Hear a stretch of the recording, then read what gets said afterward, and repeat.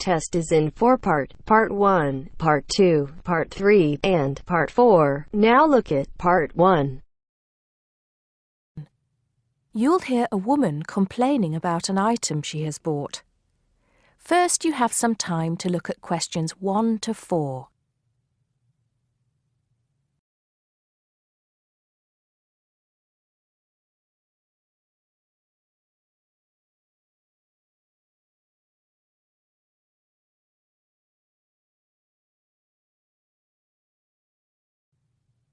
Now we shall begin. You should answer the questions as you listen because you will not hear the recording a second time. Listen carefully and answer questions 1 to 4. Smart Electricals, Mike speaking. How may I help you today? Good morning. I'm calling to complain about an item I recently purchased from your company. I'm not happy with it. Oh, I'm really sorry to hear that. I'll take you through the company's complaints procedure. I'll need to retrieve your files from our records so that we can discuss the problem properly and find a solution. I'll need to take some details from you first. Is that okay? Okay, but I don't have a lot of time. Will it take long? Not long, madam. Can I first take your name? Yes, it's Susan Yorke. Yorke. Okay. Can I have the address, please? Yes, it's Flat 1, 25 Alpine Avenue. That's ALPINE Avenue, Harchester. The postcode is HA6 5LD. Okay. Next. Could you give me your telephone number? Preferably one that we can call you on during normal working hours. Well, the home one is 01734 525 268. But you're only likely to catch me on that number in the evenings. I usually have my mobile phone with me during the day, though. It's probably best to take that number then. All right. My mobile number is 0781 233 452. And do you have the order reference number on you, by any chance? Well, I have the receipt that the camera came with in front of me. Ah, good. Which number is it? It's a bit confusing. It should be the 7-digit number on the top left corner of your invoice. Let me have a look. I need my glasses. Found it. It's DMX 8443. Thanks. Now, when did you purchase the item? Well, the camera was delivered last Monday, on the 1st of February. I ordered it online about 2 weeks before that, but I can't remember the exact date. If you have another look on the invoice receipt, the date should be there. Oh, yes. Here it is. January the 15th. Okay, I'll make a note of that. So, the item is a digital camera? Yes, it's the Aqua PowerShot model in silver. Thank you. Did you take out any kind of insurance when you bought it? Well, no, it was on special offer. I didn't need to pay any extra for the insurance because it came with a special 4-star policy. Well, it means you're fully covered for at least another 3 years. Before you hear the rest of the conversation, you have some time to look at questions 5 to 10.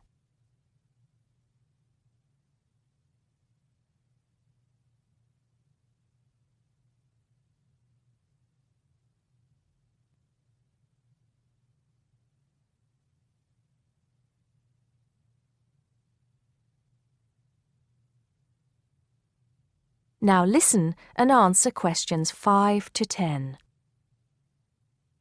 Right. What is the problem? Yes, the first thing is that it came with 1 memory card in the box when there were supposed to be 2. Oh dear, I'm terribly sorry about that. It must have been an oversight in the packing department. I can do something about that straight away and get one sent out to you. Well, that's not the only thing. I bought it as a present for my niece because she loves swimming. It said on the website that it was waterproof, But when she took it on holiday and tried to use it underwater, it got ruined because water got into the lens. You can imagine how disappointed my niece was. I certainly can. Were those the only problems? No, there was one other thing. It came with a case to protect it. When I opened the box to take the case out, I saw that it had a big scratch on it. We're really sorry about that. I can offer to have the camera repaired for you. In the event that it can't be repaired, we'll send you a replacement. I don't think so. Seeing as it was faulty in the first place, I wouldn't want another one. I think I'd rather have my money back. Can I get a refund? Yes, of course. If you send it back to customer services, I'll make sure it's dealt with. Thank you very much. That is the end of part 1. You now have half a minute to check your answers.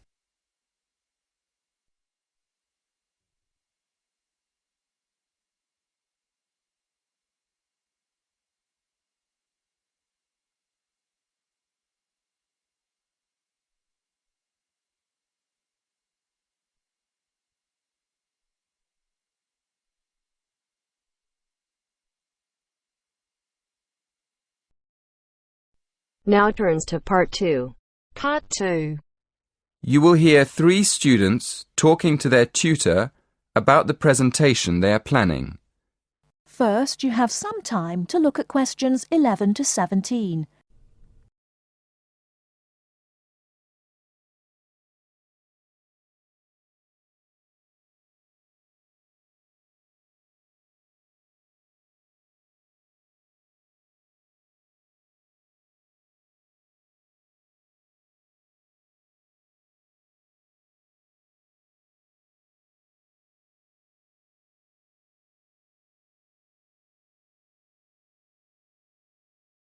Now, listen carefully and answer questions 11 to 17. Good morning, everyone. So, you're going to tell me about your presentation. First of all, what's your topic? Did you say you were going to talk about the uses of mobile phones? Not exactly. We're actually going to explain the dangers of using mobile phones. Ah, okay. That sounds interesting. What are you going to discuss exactly? Well, we've planned to divide the presentation into 3 sections. We'll have an introduction explaining why we think it's important to understand the dangers of mobiles. Then, on the second slide, we'll have a list of the different types of danger. And then on the last slide, we're going to suggest ways of staying out of danger when you use a mobile. Yes, we want to start by telling the audience that using a mobile phone can be dangerous and then go into more detail in the next part. Okay, but before you talk about the dangers of mobiles, I think you should mention the advantages. You could put that in your introduction. It balances up the argument a bit. Oh, yes. I see what you mean. Right, we'll do that. So, shall we have a look at your presentation? Did you bring it with you? I've got it here on a memory stick. Can we show you on your computer? Yes, that's fine. Let's have a look. Right. As you say, you're going to add the advantages of using mobile phones to the first slide. Good. Who's going to explain the second slide with all the dangers? That's me. Do you think I've got enough detail? Yes. I think there's plenty of information, but I think it's all a bit mixed up at the moment. I mean, you've got dangers like getting headaches in the same list as having car accidents and being robbed in the street. They're all different types of danger, aren't they?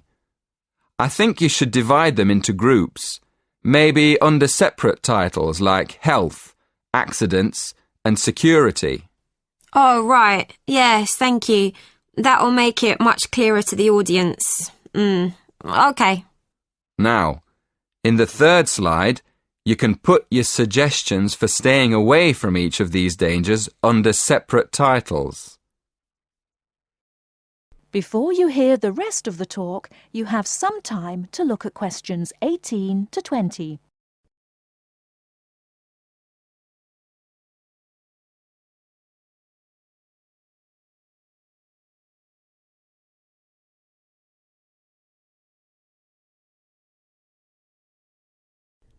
Now listen and answer questions 18 to 20.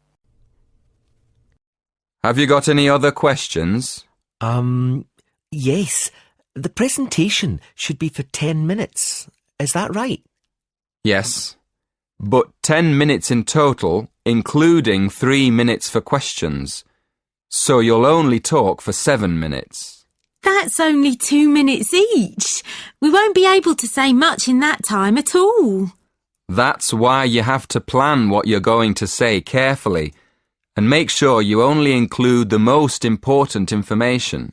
For instance, you won't have time to give examples, but you could put some images on your slides that show examples without spending time talking about them. Hey, that's a good idea. And the audience can look at them while we talk. And another thing, make sure all the slides have the same style. You should get together and agree on one style for the whole presentation. OK, we'll do that too. Thanks a lot for your help. That is the end of part 2. You now have half a minute to check your answers.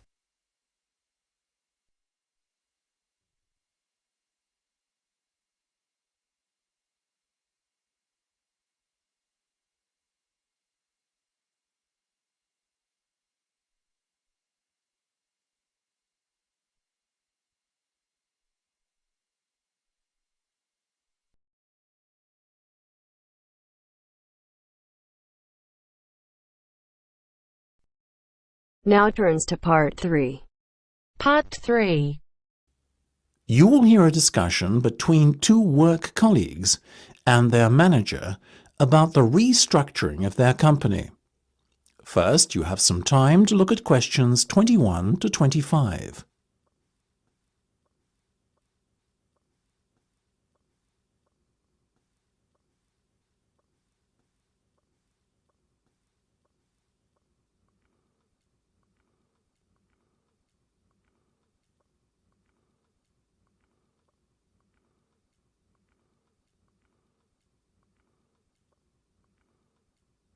Now listen carefully and answer questions 21 to 25.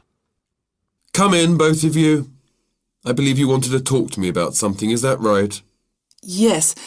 Basically, all the staff are concerned about what the restructuring of the company is going to mean for them.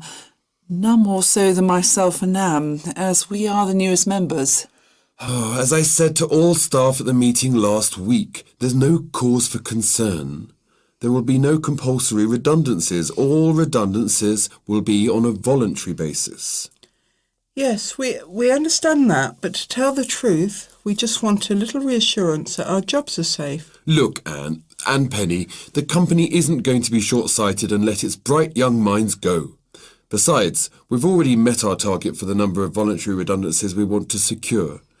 In fact, there's a waiting list. You know as well as I do that the age profile of staff at this company needs to come down. A lot of our employees are close to retirement age and are just going through the motions until they can take their pensions. That's why we decided on this redundancy initiative.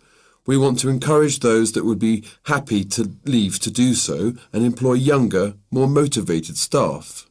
I guess that makes us feel a little better. But we're also worried about the upcoming salary review. What will it mean for us? Given the fact that the company's motivation for this restructuring initiative is not to cut costs, you needn't be worried that there will be a negative effect on your salaries. We are running a very profitable business and we will reward our top performers in the upcoming review. Both of you fall into that category, so you can expect a healthy bonus and salary increase. Simple as that. That's good to know. Another thing on our minds was the fact that With all these voluntary redundancies happening in the next few months, there will be a lot of positions opening up higher in the company.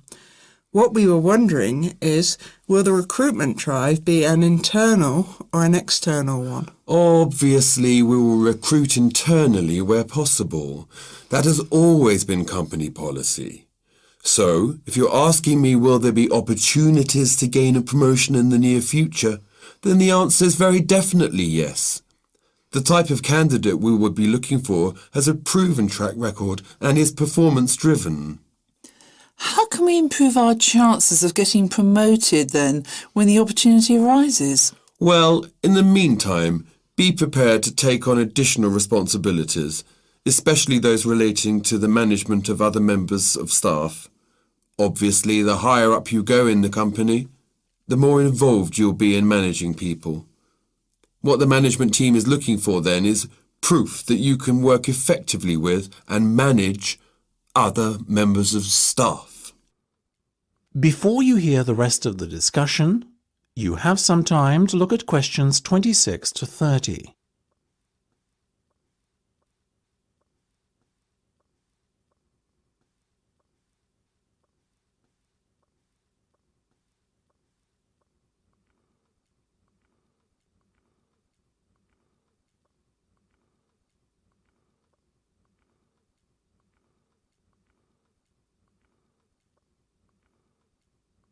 Now listen and answer questions 26 to 30. One more thing. Go on. This project you've given us to manage, is it a test of our abilities?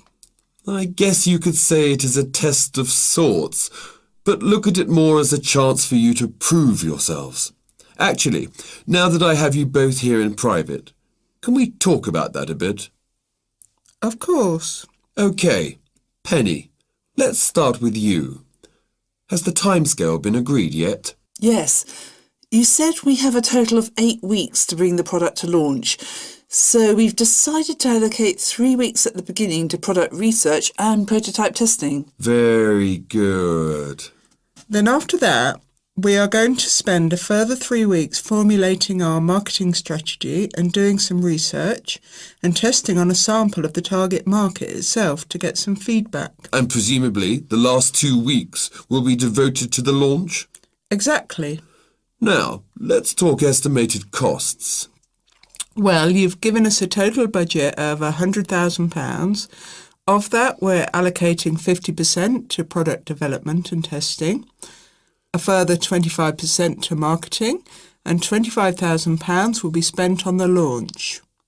Penny, give me a breakdown of the launch costs, would you? Sure. £10,000 will be spent on hiring and decorating the venue, £10,000 will be spent on promotional work, and the remaining money will be used to pay for catering and administrative costs. I'm very happy with that, to be honest. As I said, you guys should stop worrying. You're doing a fantastic job, so keep it up.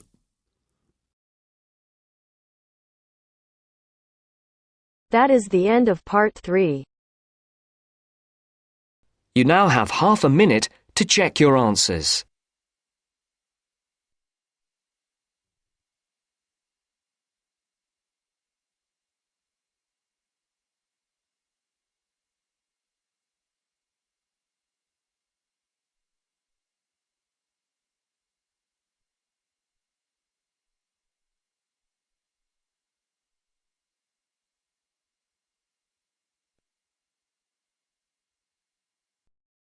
Now turns to part 4. Part 4. In this section, you'll hear a lecture on coral reef. First, you have some time to read questions 31 to 40.